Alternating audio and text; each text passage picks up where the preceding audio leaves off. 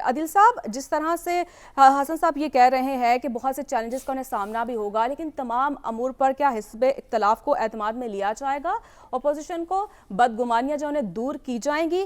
کیا مریم صاحبہ اس روایت کو قائم کرنے میں کامیاب ہوں گی؟ دیکھیں، ان کا ہر طرح سے امتحان ہے۔ ایک تو انتظامی محاذ پہ ان کا امتحان ہے جس کی وہ انتظامی سربراہ ہیں۔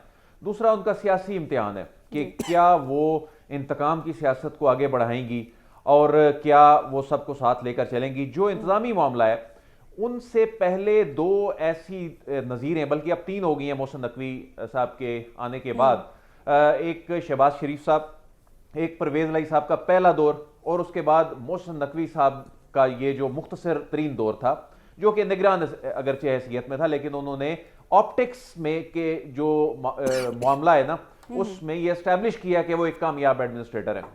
تو انہوں نے ان کو آؤٹ پرفارم کرنا ہے، کیونکہ یہ مریم نواز کا کیریئر ہے۔ یہ عثمان بزدار جیسی وزارت اعلیٰ نہیں ہے کہ جہاں پر پنجاب کے معاملات جو ہیں وہ اسلام آباد کے شارع دستور سے چلانے کی کوشش کی گئی۔ عمران خان صاحب نے بڑی گواہیاں دیں، بڑی کوشش کی، لیکن عثمان بزدار کی سلیکشن اور ان کا جو سارا جو دور تھا وہ ایک بہت بڑا ڈیزاسٹر ثابت ہوا۔ یعنی خود پاکستان تحریک انصاف اس کا ذکر نہیں کرتی، اور اس وقت بہت کوشش کی یہ ثابت کرنے کی کہ جی بڑا زبردست ڈیسیژن ہے۔ مریم نواز صاحبہ کو ایڈوانٹیج کیا ہے؟ دیکھیں، جب پرویز الہی صاحب دوسری مرتبہ آئے تو ان کے پاس پاورز نہیں تھی، سارے معاملات، یعنی وہ اے سی ڈی سی کی ٹرانسفر بھی نہیں کر سکتے تھے پاکستان تحریک انصاف سے پوچھے بغیر۔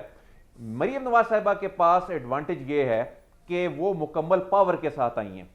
ان کے پاس ایڈوانٹیج یہ ہے کہ وہ ان کی اپنی سیاست، اپنی جو سیاسی جماعت میں ان کا ایک لیڈ رول ہے، ان کی جو رہنمائی، سیاسی رہنمائی ہے، ان کے والد صاحب کر رہے ہیں۔ ان کو وفاق سے تو چلیں سپورٹ حاصل ہوگی، لیکن انہوں نے جو ڈیسیژن لینے ہیں انہوں نے کسی سے پوچھ کے نہیں ڈیسیژن کرنے، وہ مکمل پاور کے ساتھ جو ہیں وہ وزیر اعلیٰ بننے جا رہی ہیں۔ تو ایسے میں اب انہوں نے ان کو آؤٹ پرفارم کرنا ہے۔ تو اس کے بعد یعنی جو ان کا پلان ہے کہ انہوں نے وفاق تک آنا ہے، جس طرح پاکستان میں سیاست کے جو موروثی سیاست کے ڈائنامکس ہیں، تو یہاں انہوں نے اپنے آپ کو منوانا ہے۔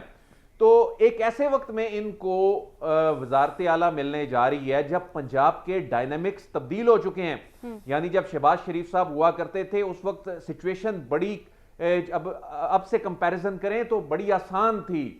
اب پنجاب کے محرکات، سیاسی محرکات تبدیل ہو چکے ہیں۔ ان انتخابات میں نون لیگ کو ایک بڑا دھچکا بھی لگا ہے، نون لیگ کو اس کی ریئلائزیشن ہے کہ سچویشن کیا ہے۔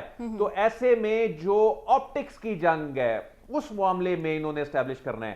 اب ان کا یہ امتحان ہے جو میں نے پہلے کہا کہ ایک تو انتظامی اور ایک سیاسی امتحان ہے۔ اس میں انہوں نے اگر تو یہ نان ایشوز پہ لگ گئے، اگر تو یہ صرف پی ٹی آئی کو کاؤنٹر کرنے پہ لگ گئے، اگر تو یہ ٹاکسک قسم کی پریس کانفرنسز میں لگ گئے، پھر تو یہ کارکردگی نہیں دے سکیں گے۔ جس طرح شہباز شریف صاحب نے اپنا ایک امیج پنجاب میں بنایا ہے، یعنی وہ پی ایم بھی بن گئے تو لوگ ان کی سی ایم شپ کی مثال دیتے تھے۔ تو اس امتحان میں ان کو جو پہلا نتیجہ ملے گا، پہلا نتیجہ ان کو ضمنی انتخابات میں مل جائے گا۔ جو عام انتخابات کے بعد ضمنی الیکشن ہوتے ہیں وہ بڑے ضمنی الیکشن ہوتے ہیں، تو اس میں ان کو تیز ترین جو سیاسی اور انتظامی پرفارمنس پہ جانا ہوگا، اور یہ جو آپٹکس کے معاملات میں ان کو یہ اسٹیبلش کرنا ہوگا کہ یہ پنجاب میں آنے والے وقت میں اپنا مقام اور اپنی پارٹی کا جو مقام ہے اس کو بچا پائیں گی۔